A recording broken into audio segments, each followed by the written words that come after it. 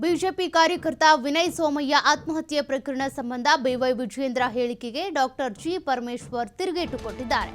ಕಾನೂನು ಎಲ್ಲರಿಗೂ ಒಂದೇ ಆಗಿರುತ್ತೆ. ನನ್ನನ್ನ ಕೇಳಿ ಎಫ್ಐಆರ್ ದಾಖಲು ಮಾಡೋದಕ್ಕೆ ಹೋಗಲ್ಲ. ಪೊಲೀಸ್ನವರಿಗೆ ಪ್ರಕ್ರಿಯೆಗಳು ಗೊತ್ತಿದೆ, ಏನ್ ಮಾಡಬೇಕು ಅನ್ನೋದು ಕಾನೂನು ಗೊತ್ತಿದೆ. ಆ ಪ್ರಕಾರವಾಗಿ ಅವರು ಎಫ್ಐಆರ್ ದಾಖಲು ಮಾಡಿದ್ದಾರೆ. ಕಾನೂನು ಎಲ್ರಿಗೂ ಕೂಡ ಒಂದೇ ಆಗಿರುತ್ತೆ. ನನ್ನನ್ನು ಕೇಳಿ ಅವರು ಎಫ್ಐಆರ್ ದಾಖಲು ಮಾಡಲ್ಲ. ಬದಲಿಗೆ ಕಾನೂನಿನ ಪ್ರಕಾರ ಏನು ಪ್ರೊಸೀಜರ್ಸ್ ಇರುತ್ತೋ ಅದನ್ನೇ ಮಾಡ್ತಾರೆ. ರಾಜಕೀಯ ಕಾರಣಕ್ಕೆ ಆರೋಪ ಮಾಡಿದ್ರೆ ನಾವು ಸಹ ಅದೇ ರೀತಿ ಉತ್ತರ ಕೊಡಬೇಕಾಗತ್ತೆ. ವಿಧಾನಸೌಧದಲ್ಲಿ ಗೃಹ ಸಚಿವ ಡಾಕ್ಟರ್ ಜಿ ಪರಮೇಶ್ವರ್ ಅವರ ಪ್ರತಿಕ್ರಿಯೆ ಇದೆ. ಯಾಕೆಂದ್ರೆ ಎಫ್ಐಆರ್ ನಲ್ಲಿ ಅವ್ರ ಹೆಸರು ಬಿಟ್ಟೋಗಿದೆ, ಇವ್ರ ಹೆಸರು ಬಿಟ್ಟೋಗಿದೆ ಅಂತ ಬಿಜೆಪಿ ನಾಯಕರು ಏನು ಪ್ರತಿಭಟನೆ ಮಾಡ್ತಿದ್ದಾರೆ, ಹೋರಾಟಕ್ಕೆ ಕರೆ ಕೊಟ್ಟಿದ್ದಾರಲ್ಲ, ಅದಕ್ಕೆ ಸಂಬಂಧಪಟ್ಟಂತೆ ಗೃಹ ಸಚಿವ ಪ್ರತಿಕ್ರಿಯೆ ಕೊಟ್ಟಿರೋದು.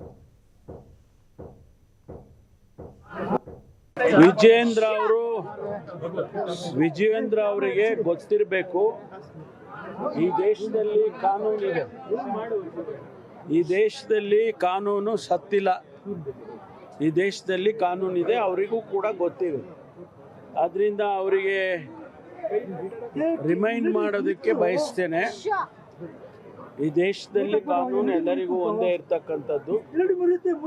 ಒಂದು ವೇಳೆ ಯಾರಾದರೂ ಕೂಡ ಪೊಲೀಸ್ ಸ್ಟೇಷನ್ಗೆ ಬೆಂಕಿ ಹಾಕುವಂಥ ಪ್ರಯತ್ನ ಮಾಡಿದರೆ ಅವರಿಗೆ ಕಾನೂನಿನ ಪ್ರಕಾರ ಏನು ಮಾಡಬೇಕು ಅಂತೇಳಿ ಪೊಲೀಸ್ನವರಿಗೆ ಗೊತ್ತಿದೆ.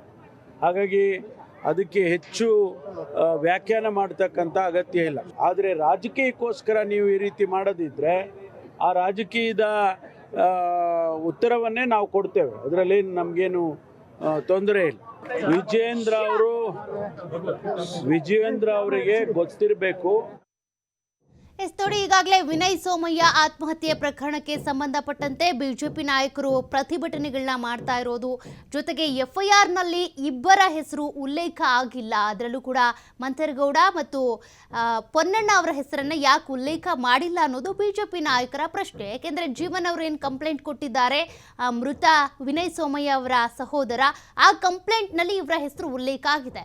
ವಿನಯ್ ಸೋಮಯ್ಯ ಆತ್ಮಹತ್ಯೆಗೆ ಕಾರಣ ಆಗಿರೋದು ಇವ್ರೇ ಅಂತ. ಬಟ್ ಇಲ್ಲಿ ಒಬ್ಬರ ಹೆಸರು ಮಾತ್ರ ತೆಗೆದುಕೊಂಡಿದ್ದಾರೆ, ಅವ್ರ ವಿರುದ್ಧ ಮಾತ್ರ ಎಫ್ಐಆರ್ ದಾಖಲಾಗಿದೆ. ಇನ್ನಿಬ್ಬರು ಶಾಸಕರ ವಿರುದ್ಧ ಯಾಕೆ ಎಫ್ಐಆರ್ ದಾಖಲು ಮಾಡಿಲ್ಲ ಅನ್ನೋದು ವಿಜೇಂದ್ರ ಸೇರಿದಂತೆ ಬಿಜೆಪಿ ನಾಯಕರ ಪ್ರಶ್ನೆ ಆಗಿದೆ. ಬಟ್ ಇಲ್ಲಿ ಗೃಹ ಸಚಿವ ಡಾಕ್ಟರ್ ಜಿ ಪರಮೇಶ್ವರ್ ಅವರು ಇದಕ್ಕೆ ಪ್ರತಿಕ್ರಿಯೆ ಕೊಟ್ಟಿದ್ದು, ಇದರಲ್ಲಿ ನನ್ನ ಯಾವುದೇ ರೀತಿಯ ಕೈವಾಡ ಇರೋದಿಲ್ಲ. ಕಾರಣ ಪೊಲೀಸ್ನವರು ಅವರಿಗೆ ಯಾವ ರೀತಿ ಪ್ರೊಸೀಜರ್ ಅನ್ನೋದು ಗೊತ್ತಿರುತ್ತೆ, ಕಾನೂನು ಗೊತ್ತಿರುತ್ತೆ. ಹಾಗಾಗಿ ಅದ್ರ ಪ್ರಕಾರ ಅವರು ಕಂಪ್ಲೇಂಟ್ ದಾಖಲು ಮಾಡಿಕೊಂಡು ಎಫ್ಐಆರ್ ದಾಖಲು ಮಾಡ್ತಾರೆ. ಇದ್ರ ಬಗ್ಗೆ ನಾನೇನು ಹೇಳೋದಕ್ಕಾಗಲ್ಲ. ಎಲ್ಲದಕ್ಕೂ ಕೂಡ ತನಿಖೆ ಆಗಬೇಕಿದೆ. ಮತ್ತೆ ಇವ್ರು ಯಾವ ರೀತಿಯಾಗಿ ಬಿಜೆಪಿ ನಾಯಕರು ರಿಯಾಕ್ಟ್ ಮಾಡ್ತಾರೋ ನಾವು ಹಾಗೆ ರಿಯಾಕ್ಟ್ ಮಾಡಬೇಕಾಗುತ್ತೆ. ಕಾನೂನಿನ ಉಲ್ಲಂಘನೆ ಮಾಡಿದರೆ ಅವ್ರ ವಿರುದ್ಧ ನಾವು ಕೂಡ ಕ್ರಮ ತೆಗೆದುಕೊಳ್ತೀವಿ. ಈ ರೀತಿ ಪೊಲೀಸ್ ಸ್ಟೇಷನ್ಗೆ ಬೆಂಕಿ ಹಚ್ತೀವಿ ಅನ್ನೋದು, ಕಲ್ಲು ತೂರಾಟ ಮಾಡ್ತೀವಿ ಅನ್ನೋದು, ಅದೆಲ್ಲದನ್ನೂ ಕೂಡ ಮಾಡೋದು ಸರಿಯಲ್ಲ. ಆ ರೀತಿ ಮಾಡಿದ್ದೆ ಆದರೆ ಅವ್ರ ವಿರುದ್ಧ ಕ್ರಮ ವಹಿಸಲಾಗುತ್ತೆ ಅಂತ ಗೃಹ ಸಚಿವ ಡಾಕ್ಟರ್ ಜಿ ಪರಮೇಶ್ವರ್ ಅವರು ತಿರುಗೇಟನ್ನು ಕೊಟ್ಟಿರೋದು. ಯಾರು ಹೇಗೆ ರಿಯಾಕ್ಟ್ ಮಾಡ್ತಾರೋ ನಾವು ಹಾಗೆ ರಿಯಾಕ್ಟ್ ಮಾಡಬೇಕಾಗತ್ತೆ. ಕಾನೂನು ಎಲ್ರಿಗೂ ಕೂಡ ಒಂದೇ ಆಗಿರುತ್ತೆ. ನನ್ನನ್ನು ಕೇಳಿ ಏನು ಅವರು ಎಫ್ಐಆರ್ ಹಾಕಿಲ್ಲ, ಕಾನೂನಿನ ಪ್ರಕಾರ ಏನು ಪ್ರೊಸೀಜರ್ಸ್ ಇರುತ್ತೋ ಆ ರೀತಿ ಪೊಲೀಸ್ನವ್ರು ಮಾಡಿದ್ದಾರೆ ಅಷ್ಟೇ ಅನ್ನೋದು ಪರಮೇಶ್ವರ್ ಅವರ ಪ್ರತಿಕ್ರಿಯೆ.